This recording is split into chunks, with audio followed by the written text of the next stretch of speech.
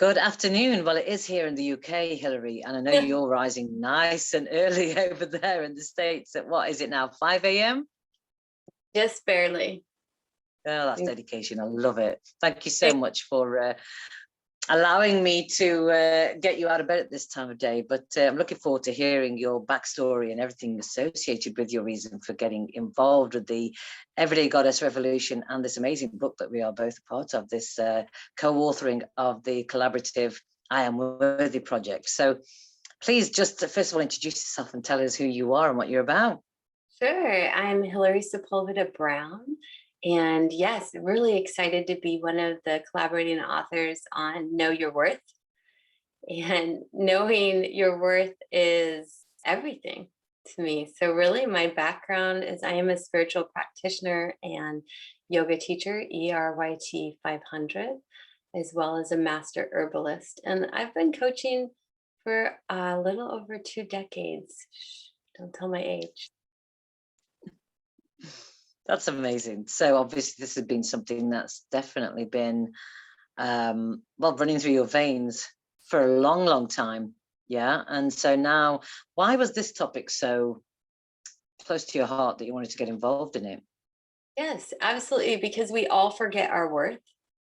And as a mom of 5 children, 4 adult children, and a beautiful granddaughter, I think it's so important, especially in today's age. If it's always been important, but especially in today's age of social media, so many people are looking for the outside to give them their value and their worth. They look to how many likes they get or how many followers they have to evaluate their worth. And so knowing your worth and knowing that it comes from within was really what drove me to join this project. And is it something you would definitely say has been a major factor in your life as well? And have you would you say that a person overcomes that feeling of self-worth and starts to feel worthy? Or is it a lifelong struggle, do you think? Oh, I think it's a lifelong struggle. I definitely think through processing our inner trauma and, declaring new truths around that we build our self-worth and we understand where our self-worth comes from, which is so important. Oftentimes we so easily and so quickly give value to other people and other things. But when we see ourselves in the mirror, we devaluate ourselves. And so I believe this is a lifelong masterclass of remembering our worth. It's not even finding or building it because it's already there. It's just remembering and reconnecting to the worth that is ours to have.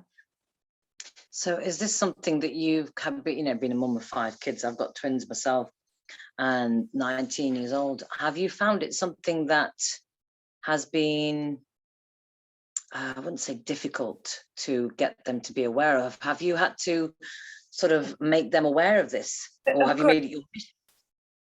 Yeah, I mean, teenagers are a whole different subject for a whole different interview, Buckso. Come on.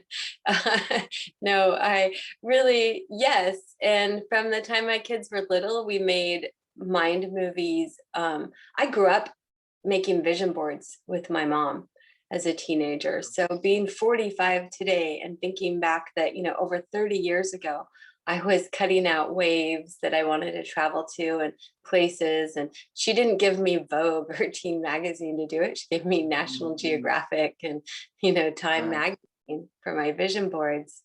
And I think it had a huge influence on how I value myself and my worth today. And so that was a tradition that I carried on, maybe some of my children, depending on which age you ask them, would have said I forced their worth upon them as teenagers. But now that they're grown, interestingly enough, they all do it. And I find because they grew up doing mirror exercises, I'll give you just a little antidote. One of my daughters, who is 23, right before the pandemic, applied for a college job at a restaurant. And one of the things they did in training were mirror exercises. I'm a confident server, different things. And she came home and she called me and she said, "Mom, I got a promotion on my first day."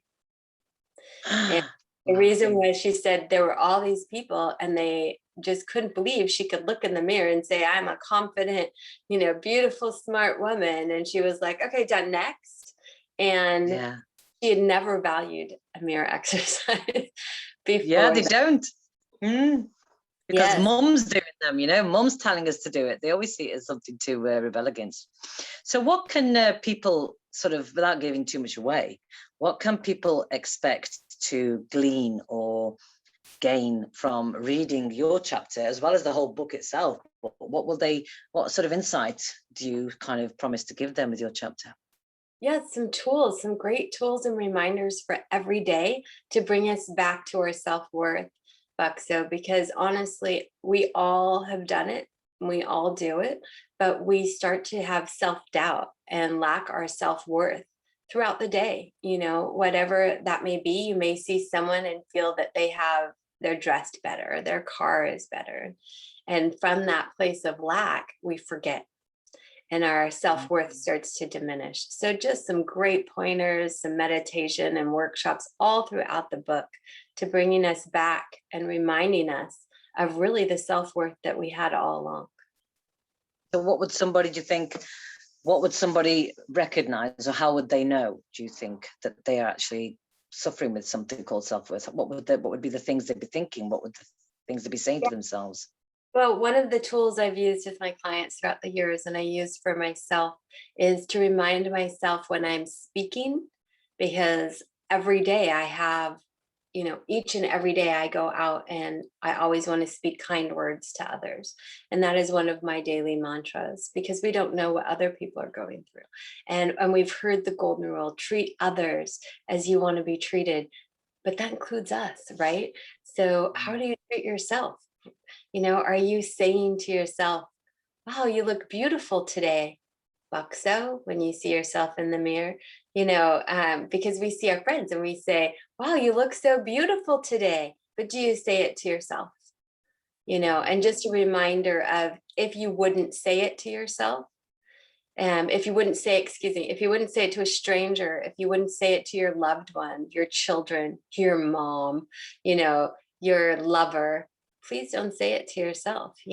We wouldn't say to our partner, wow, you look so fat today. And if you did, you maybe need a different partner, right? Well, you'd need to, because I'm sure they do escape quite quickly from that situation, wouldn't they? If they've got any sort of self-respect, etc. But yeah, you're quite right. And yet we do it to ourselves all the time, right? And it becomes so habitual that we don't even know we're doing it to ourselves. Eventually, it gets to be so normal to do that. Well, it's been absolutely fascinating getting some insight from you, Hilary, and I've really enjoyed this chat. Is there anything you'd like to impart before we part ways in this call? Buckso, it's been a real pleasure. It's always great to talk to you. And yes, just remember that if you wouldn't say it to your lover, your friend, your child, your mom, or your dad, then please reframe your self-talk and remember to say kind words to yourself, not just to others. Beautiful. Thank you very much, Hilary, and have a lovely day. I know it's got a bit of a mixture of emotions on the scale, but enjoy your day. Thank you so much, Buckso.